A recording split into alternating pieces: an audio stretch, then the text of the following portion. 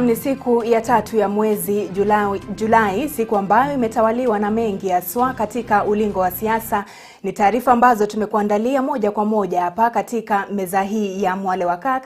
Lakini mtazamaji, mwanzo kabisa tupate vipasho kisha tutakujuza kiundani. Kenya haina haja ya kwenda kukopesha pesa mahali popote. Tuko na pesa ya kutosha. Kinara wa ODM Raila Odinga azuru kaunti ya Mombasa huku akizungumzia masuala ya ufisadi nchini. When citizens have money in their pockets, we will sort out the issues in Kenya. Naibu wa Rais William Ruto afanya mkutano na viongozi kutoka jamii ya Mlima Kenya, akiendelea kuwatetea Wakenya wa kiwango cha chini. Mfanyabiashara maarufu Naushad Merali afariki huku Rais Uhuru Kenyatta akiusifia mchango wake katika kutengeneza nafasi za kazi hapa nchini.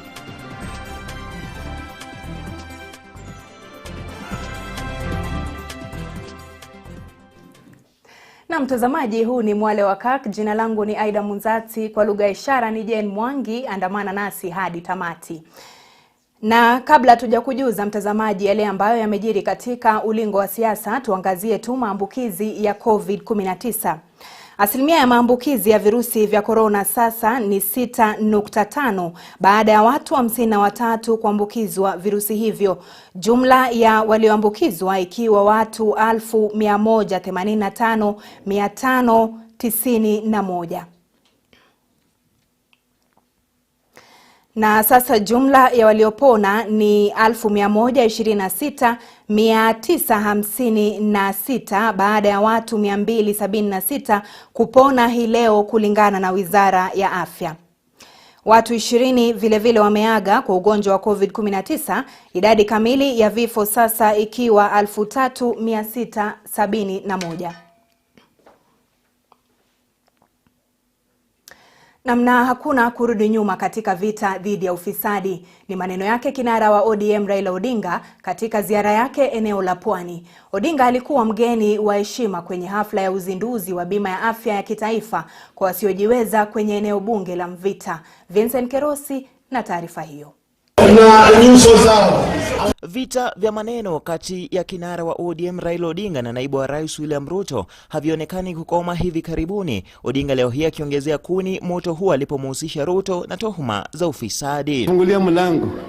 Alipoingia akakula makondoo zote. Sawa sawa? Sawa sawa? Sasa ndio hii fisi ambayo mnaona. Amekuja amejibisha nguo ya kondoo. Anasema mimi nataka kufanya harambee kwa grupu ya kina mama. Wakina mama wako pale wamekuja, wamebeba pesa na gunia. Nataka kufanya harambee kwa grupu ya vijana. Vijana wameweka pande ile, wamekaa namna hiyo. Amekuja na vibunde ya pesa huko. Anataka kwa kanisa. Akizungumza katika eneo bunge la Mvita kwenye hafla ya uzinduzi wa bima ya afya iliyobuniwa na mbunge wa eneo hilo Abdul Swahmad Nasir kwa ushirikiano wa serikali ya Kenya na hazina ya CDF, Odinga amegusia miradi kadha ya serikali ya Jubilee aliyosema imekumbwa na ufisadi, ukiwemo mradi wa reli ya SGR aliyosema uligharimu kiwango cha juu cha fedha kuliko kawaida. Hii ni 450 na imegharimu dola bilioni 4.3. Na ile ya Ethiopia ni ya stima, electric. Hii ni ya diesel, hili yetu. Na nielewa, umekisikia ingine akipiga kifua. Ati sisi tumefanya nini? Tumejenga hii na hii na hii. Uliza yeye, ile pesa ya ziada huko ulipeleka wapi? Licha ya kwamba Raila kwa sasa ni mwandani mkuu wa Rais Uhuru Kenyatta, mara si moja ameonekana akishambulia serikali ya Jubilee haswa kuhusiana na ufisadi, mishale yake zaidi ikimwelekea naibu wa Rais William Ruto. Wakati huo Raila ameonekana kukwepa mjadala wa ni nani atakayemrithi gavana wa Mombasa Ali Hassan Joho. Naibu kinara huyo wa ODM naye akisema kwamba jicho lake sasa linalenga juu, yani anapania kuwania urais wa nchi. Sasa mimi nauliza, mnataka niende juu ama nibaki hapa? Mnataka niende juu ama nibaki hapa? Si namna hiyo? So watatuona mimi hapo, Raila Amolo Odinga hapo, na wengine wengi watatuona mwaka huo unaokuja tukiunda serikali ambaye itabadilisha maisha ya mwananchi kwa njia ya kudumu. Tumekubaliana hapo? Haya yote yanajiri kukiwa na penyenye kwamba chama cha ODM na kile cha Jubilee vipo jikoni kupika muungano wa pamoja miezi 11 kabla ya uchaguzi mkuu wa mwaka kesho.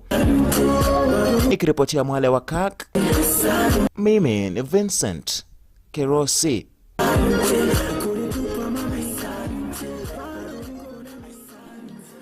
Na naibu wa rais William Ruto amesema kuwa yuko tayari kuendelea kupigana na suala la umaskini hapa nchini. Kulingana na Ruto, mpango wa kutengeneza nafasi za kazi kwa wananchi wa kawaida hadi walio katika kiwango cha juu utachangia pakubwa katika kujenga uchumi na kuboresha maisha ya Wakenya. Ni mkutano wa leo kati ya naibu wa rais William Ruto na viongozi wanaomuunga mkono kutoka jamii ya Mlima Kenya, ukiandaliwa nyumbani kwake Kare na Pa jijini Nairobi.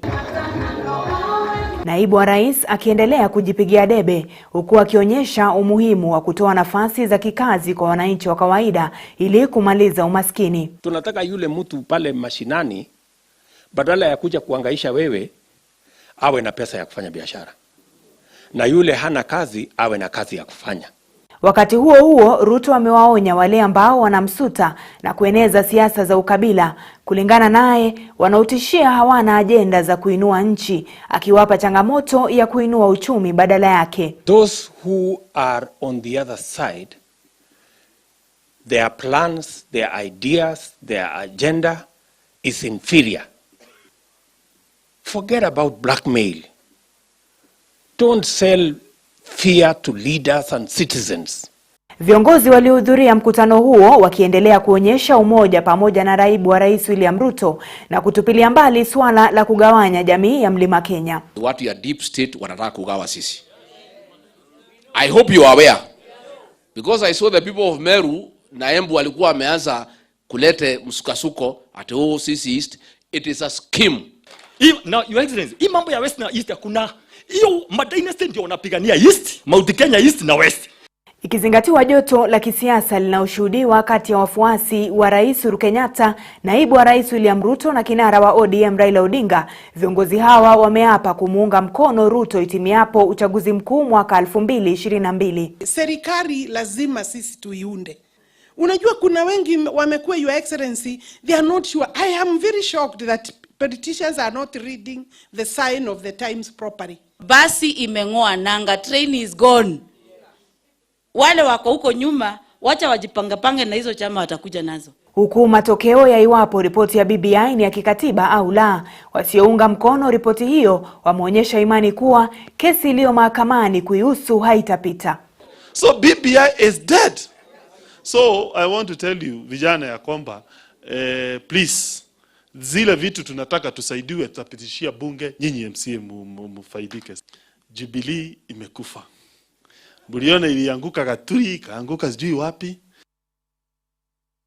Na kinara wa ANC Musalia Mudavadi amesema kwamba viongozi wana jukumu la kuhakikisha amani katika kila pembe ya taifa la Kenya. Akizungumza kwenye ziara yake katika kaunti ya Nakuru, Mudavadi amesema kwamba madhumuni ya mchakato wa BBI yalikuwa ni kuhakikisha kwamba amani inajiri wakati na baada ya uchaguzi, kwani hilo limekuwa donda sugu kila nyakati taifa linapoandaa uchaguzi mkuu. Part of what the BBI was seeking to achieve is to try and make sure that we can subdue political turmoil during elections, before elections, and after elections. So we want to appeal, while standing at the epicenter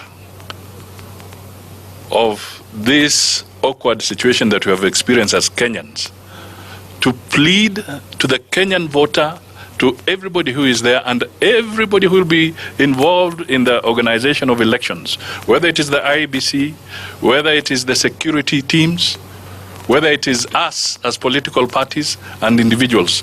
Let us make sure that Nakuru leads by example, and we bring peace and harmony in the entire country. It is here, if you remember, that even when Mzee Kenyatta was talking to the colonial farmers, he made that statement that we shall forgive but not forget. This is time for us to forgive, but we should not forget, lest we repeat the same mistakes. Na tukisalia tu kwenye masuala hayo ya kisiasa, ni kwamba huku mahakama ya rufaa ikitarajiwa kutoa uamuzi kuhusu rufaa ya ripoti ya BBI baadaye mwezi Agosti, mbunge wa Garissa mjini Mwale amesema kwamba hakuna uwezekano kuafikia kubuniwa kwa maeneo bunge mapya 70 yalivyopendekezwa na ripoti hiyo.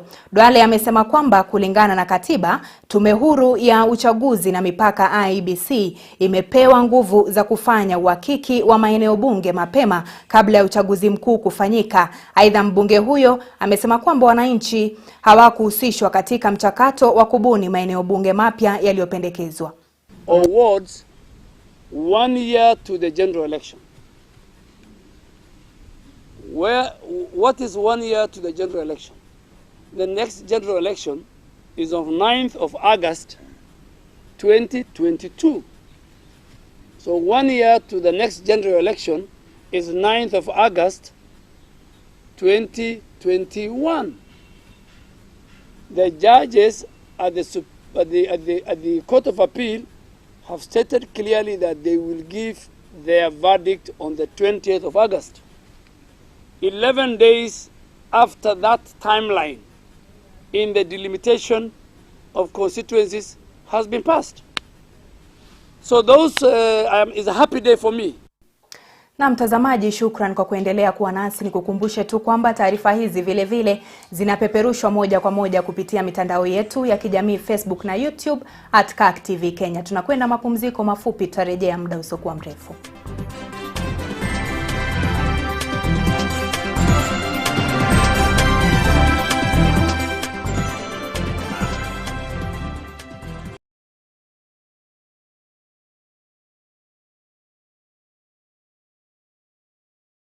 Health Nuggets features real people. I'm a survivor of stroke. I was totally incapacitated. Sasa kama hiyo nyumba yangu naona niliuza. Juu ya huyo mtoto tu nimpeleke Mathare. Lazima ujikakamue, uone nani anaweza kukusaidia, umwambie ukweli yako. Highlighting real issues on your health and well-being. Especially for people who are pregnant, I'd advise them to keep off from that, farm-fed, farm-bred fish from China. Creates awareness on health matters affecting you. We sometimes treat our cars better than we treat ourselves, right? Because every couple of miles you send it to the garage, right? You don't wait for it to break down. But with our bodies, you wait for the car to break down, as it were, then you say, okay, let me go to the hospital. While good health is not something that you can buy, but be rest assured that health is wealth. Don't miss Health Nuggets every Monday at 7:30 p.m. here on Kirk TV. Your health matters.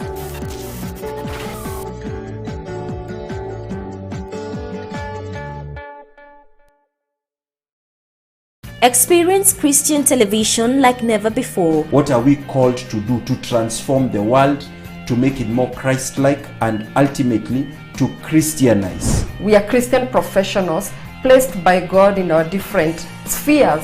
Kirk TV brings you news. Ulimwengu unabadilika kwa kasi na kila dakika ya siku kuna jambo unalopaswa kujua. Economic. Ni mmoja tu wa wanabiashara ambao tumezungumza nao, mtazamaji. Health. The egg from Kenyan chicken is very good and people know that. Be rest assured that health is wealth. Faith, as well as national issues programs to nourish your heart, mind and soul. We can bring the change that we desire in our country. We look into political and governance matters and current affairs matters with a third eye. We are called to multiply disciples. So there has to be disciple makers, and there has to be people that are willing to be those disciples. Kirk TV brings it all to you. God bless you.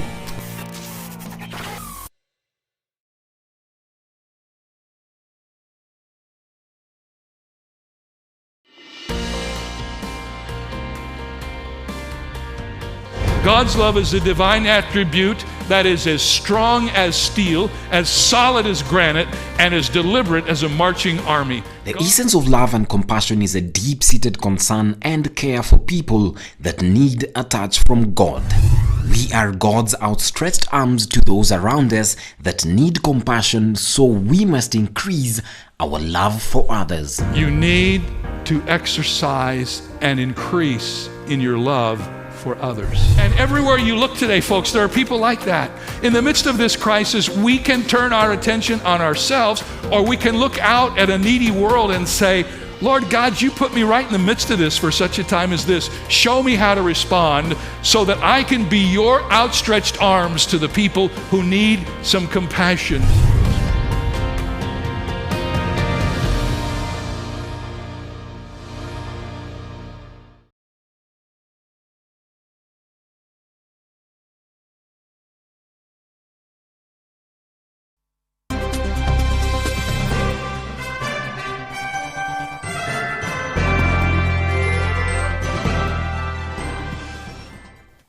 Na mtazamaji, karibu kwenye sehemu ya pili ya Mwale wa Kirk.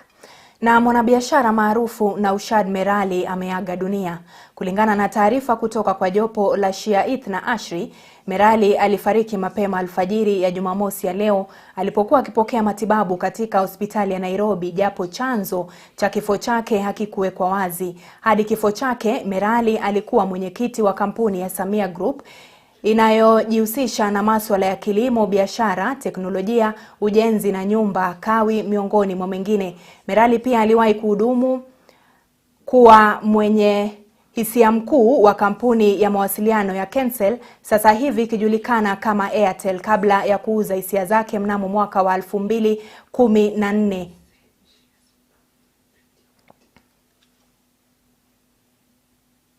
Na tukisonga mbele, mashirika ya kijamii yanayowakilisha watu wanaoishi na virusi vya ukimwi katika kaunti ya Mombasa wametoa wito kwa serikali kuimarisha usambazaji wa dawa za ARV hapa nchini. Kulingana nao, Wizara ya Afya ilitoa ahadi ya kuwapa dawa hizo za kupunguza makali ya virusi vya ukimwi kama inavyofaa. Hata hivyo, haijatimiza ahadi hiyo. Kwa takriban mwaka mmoja sasa kumekuwepo na upungufu wa dawa za ARVs hapa nchini. Miezi miwili iliyopita, Wizara ya Afya ikifanikiwa kutoa dawa hizo kwa watu wanaoishi na virusi vya ukimwi kupitia halmashauri ya usambazaji dawa nchini ya KEMSA. It is long overdue. Tumechoka kunyanyaswa, tumechoka kuteswa, kwa sababu the issue of HIV has been taken for granted. Hii ni ukosefu wa dawa za ARVs na vile vile hakuna test kits, viral test kits hakuna. Hata hivyo, mgomo huu wa watu wanaoishi na virusi hivyo katika kaunti ya Mombasa unaashiria bayana kuwa bado dawa hizo hazijasambazwa namna inavyofaa kwa watu hawa. Serikali ina gamble na maisha ya watu wanaoishi na virusi vya ukimwi, na hili swala linatakiwa lichukuliwe seriously kwa sababu maisha haina replacement. Kiini cha utumizi wa dawa za ARVs ni kupunguza makali ya virusi hivyo mwilini. Hata hivyo, namna watu hawa wanavyoendelea kukosa dawa hizo, ndivyo makali ya virusi yanavyozidi kuongezeka, huku maisha yao yakiwa hatarini. Sasa hii maambukizi yamekuwa juu. Wale wenye walikuwa wanafanya vizuri wakimeza dawa, wanapimwa viral load zao, zote zimerudi chini. Kwa vile haijulikani viral load yako iko kiasi gani. Kwa kawaida wao hupewa angalau tembe za miezi 3. Hata hivyo, kulingana nao, sasa wamekuwa wakipokea dawa za wiki 1 au 2, na wengine hata chini ya wiki 1. Tukiangalia, tumekaa kwa muda mrefu, tulikuwa tunapewa dawa za miezi 6, miezi 3. Sasa hii tunapewa dawa za wiki 2, za siku 3, za wiki 1. 4. Sasa hii unapewa dawa ya wiki 2, unaambiwa urudi. Unapewa dawa ya mwezi 1, unaambiwa urudi. Dawa yenyewe hakuna saa zingine. Wakiwemo wanaharakati. Sasa kikundi hiki kinaitaka serikali kuchukulia swala nzima kwa makini wa hali ya juu, haswa ikizingatiwa wanahatarisha maisha yao siku baada ya siku, namna wanavyozidi kukosa dawa. Sasa hii serikali wanaangazia mambo ya COVID-19, mambo ya kansa, wakasahau mambo ya HIV. Kwa hivyo tunasema Ministry of Health, tafadhali, maisha yetu ni muhimu na maisha yetu inategemea dawa za kupunguza makali ya virusi vya ukimwi. Walio hatarini hata zaidi ni watoto wanaoishi na virusi hivyo, kwani katika shehena iliyotolewa takriban miezi miwili iliyopita hakukuwepo na dawa za watoto. Kulingana na wataalamu wa masuala ya kiafya, ukosefu wa dawa unayahatarisha maisha ya watoto hao hata zaidi, haswa ikizingatiwa kinga mwili zao bado ziko chini. Na mpaka sasa dawa wanazopeana ni dawa za wiki 2. Watoto hawana dawa. I am speaking as a mother. I feel very painful today to see that today if I'm HIV positive and my child cannot get the ARVs required, it means that in the due time I will have no children. Even myself, I'm even worried for my own self. Kulingana na utafiti, sio kikundi hiki tu cha watu wanaoishi na virusi vya ukimwi kutoka kaunti ya Mombasa kinachohangaika kwa ukosefu wa ARVs, kwani taifa la Kenya lina takriban watu milioni 1.5 wanaoishi na virusi hivyo, takwimu zikionyesha kuwa ni idadi hiyo hiyo ya watu wanaokosa dawa za kupunguza makali ya virusi mwilini, huku maambukizi zaidi yakiongezeka hapa nchini, haswa miongoni mwa vijana.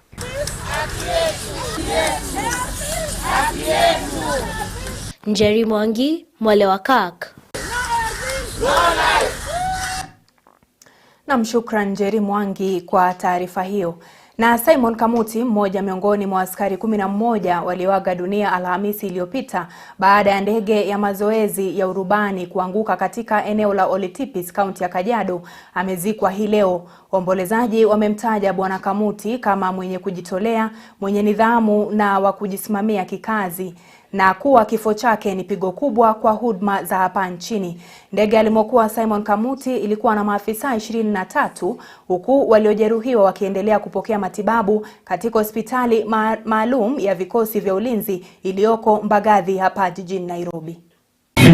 Which are in admiration by his peers and seniors as well. Marehemu Simon Kamuti tumefanya kazi naye kwa muda wa miaka 6 na have known him as a good soldier and a gentleman. I will complete the projects you left behind to make sure that your beloved kids meet their dreams. You always prepared me that one day you will be no more. You truly loved me, and I will grow the values that you stood for in this family.